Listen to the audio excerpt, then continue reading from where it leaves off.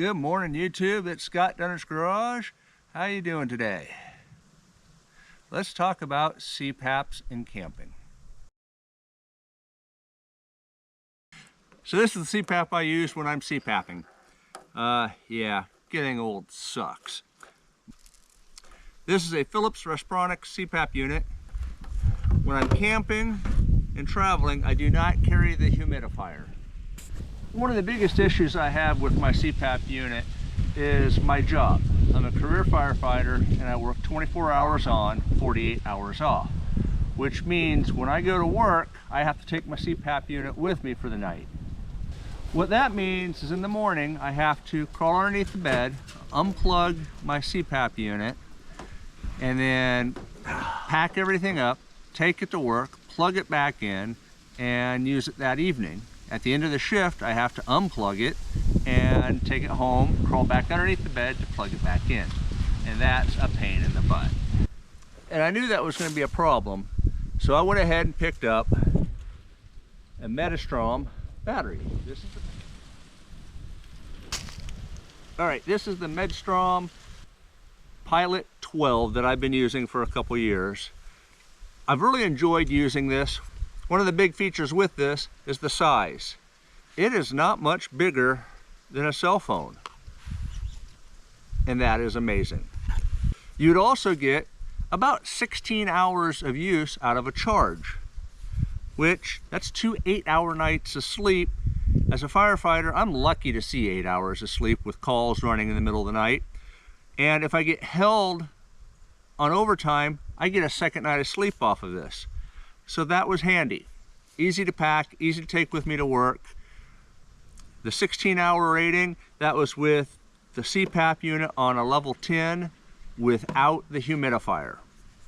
There's a couple downfalls to this unit though. First is it's only good for 500 charges before you start seeing a deficit in lifespan. Yeah, that didn't take long. The next issue, which is a very big issue, is the cost. The Pilot 12 came in at $340 for this battery. $340 for 2 nights sleep. That's kind of pricey. So let's talk about what I'm using now.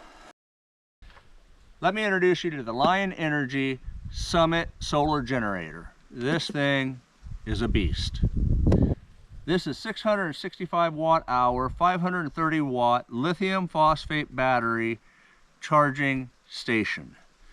This you can charge 3,500 times.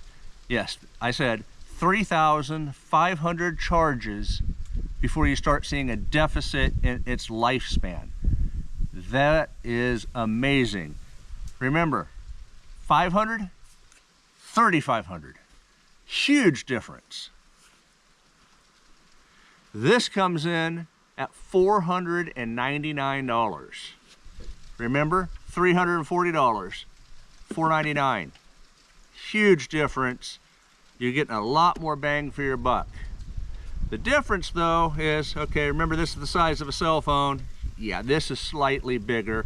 It rings in at 18 pounds. But here's where it really shines. The first night I used this, I started at 100% charge. I got 6.5 hours of sleep, and at the end of the night, I had 94% charge left. That's about 1.5 watts per hour at level 10 without a humidifier on the CPAP. This thing lasted me 11 nights, and I still had 20% charge left on the battery. 11 nights without a recharge. Now, the nice thing about these setups is this one, yes, you can plug in a USB and charge a cell phone or a flashlight. But again, when you only have 16 hours of use for your CPAP, you kind of get stingy with your power. This has a whole bunch of other options to it. You can plug your CPAP unit in right here with the 12-volt plug-in. Plug in other appliances that take 120 volt. This here is your charging port. And here are your USB charging areas.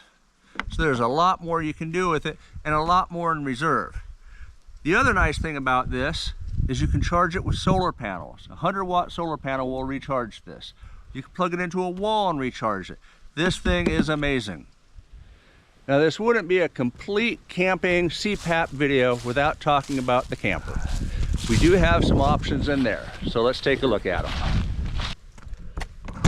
The camper has a 12-volt plug in here where we can use the CPAP's 12-volt plug right here. I also have 110 outlets in here that can be used. What I've noticed with this plug though is when I am on shore power, this thing works amazing.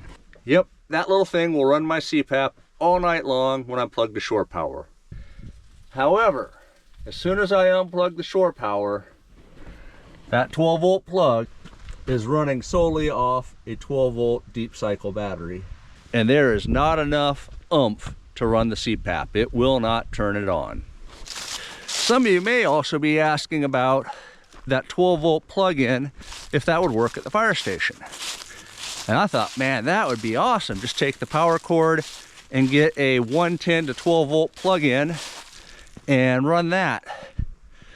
You'd think it would work, but for whatever reason, that doesn't work either. There's not enough power going through it to turn on the CPAP.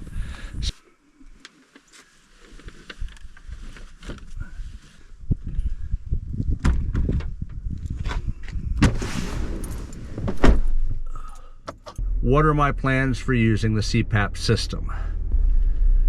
The first plan I have is that small battery is going to be what I use at the fire station. If I need to work overtime, then I'll just recharge it at work through the Jeep.